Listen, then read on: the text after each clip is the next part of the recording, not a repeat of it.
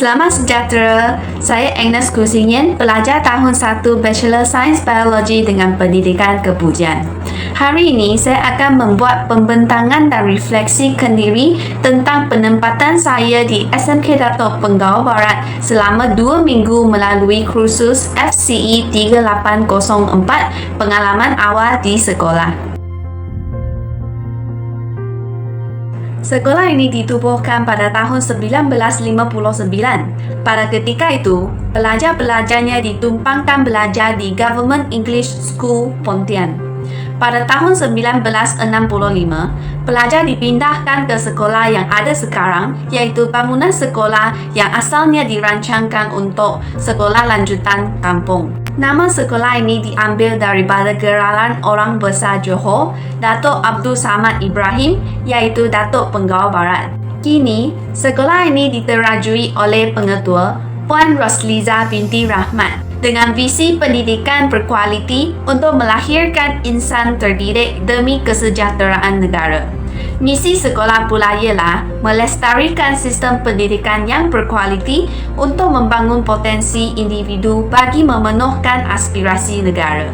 Sekolah ini bertempat di Jalan Parit Masjid, Pontian, Johor.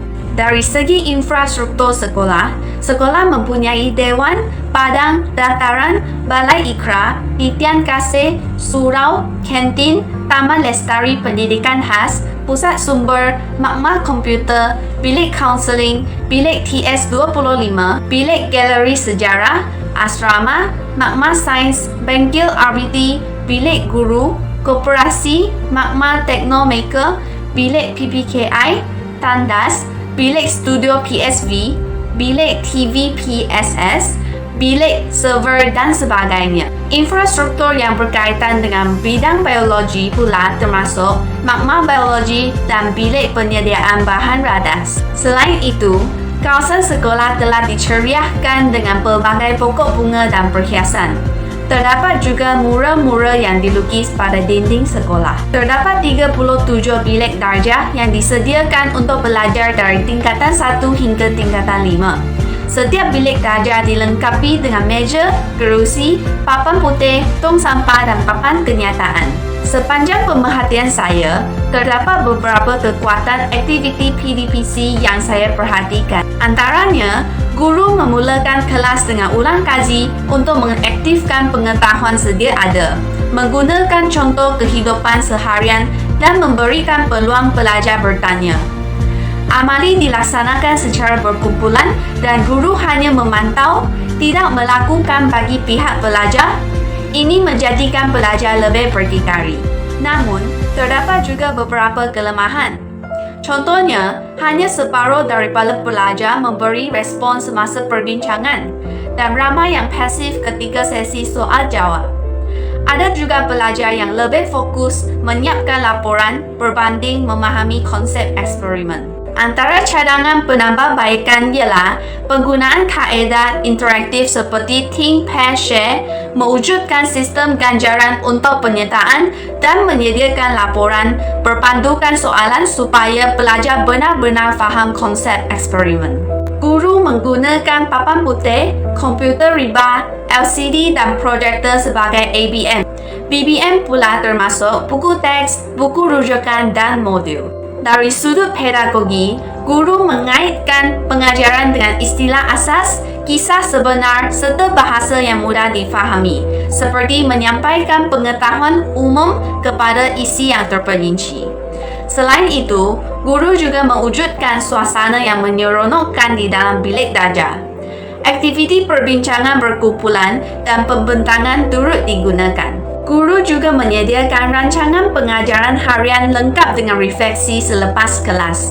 RPH ini mengandungi tema, standard pembelajaran dan aktiviti PDPC yang disesuaikan dengan tahap pencapaian murid. Saya juga melihat guru mengaplikasikan KEBAT dengan memberikan soalan analisis dan ramalan serta mengaitkan eksperimen dengan teori. Guru juga menggalakkan pelajar berani menjawab walaupun salah. selain aktiviti perbincangan dan pembentangan. Sebagai bakal guru, pengalaman ini mengingatkan saya kepentingan merancang PDPC dengan set induksi yang menarik, menggunakan bahan bantu mengajar dan teknologi, mempelbagaikan pedagogi seperti penceritaan, menyediakan RPH yang sesuai dengan tahap pencapaian murid, dan melaksanakan kebat bagi menggalakkan pemikiran kritis serta kreatif. Budaya sekolah yang saya perhatikan ialah program nilam dan pemaparan amalan baik di papan kenyataan. Budaya kerja pula termasuk konsep sinergi antara guru dan penerapan elemen digital dalam pendidikan. Program nilam dapat menggalakkan budaya membaca, tetapi pelajar mungkin mengisi laporan tanpa membaca buku. Oleh itu, aktiviti refleksi atau penilaian berbentuk lisan selepas bacaan amat penting. Hal ini menjadikan guru lebih kreatif dalam merancang aktiviti bacaan.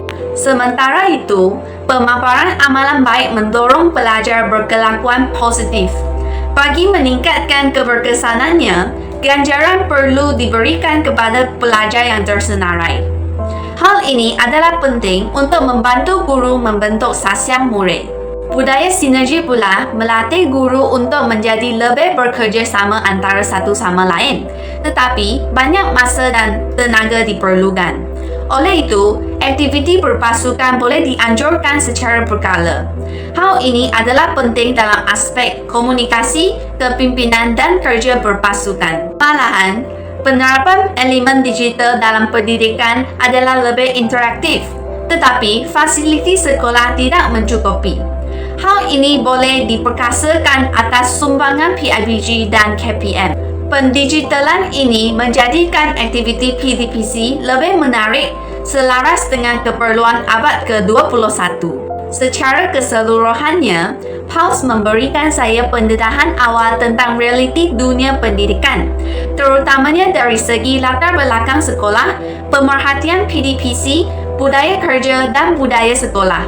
Antara cadangan penambahbaikan PULSE ini ialah memberikan lebih peluang kepada pelajar untuk terlibat dalam aktiviti sekolah, seperti sambutan Hari Kemerdekaan, aktiviti gotong royong dan mesyuarat guru, serta mengendalikan aktiviti sekolah seperti perhimpunan, aktiviti kerohanian, dan co-curriculum. Saya juga mencadangkan penganjuran kamp pendidikan dan kepimpinan berasaskan modul kepimpinan dan biologi di tapak ekor pelancongan sebagai contoh sulam. Pesertanya ialah pelajar sekolah menengah yang berpotensi menjadi pemimpin muda sekolah. Itu sahaja daripada saya. Sekian, terima kasih.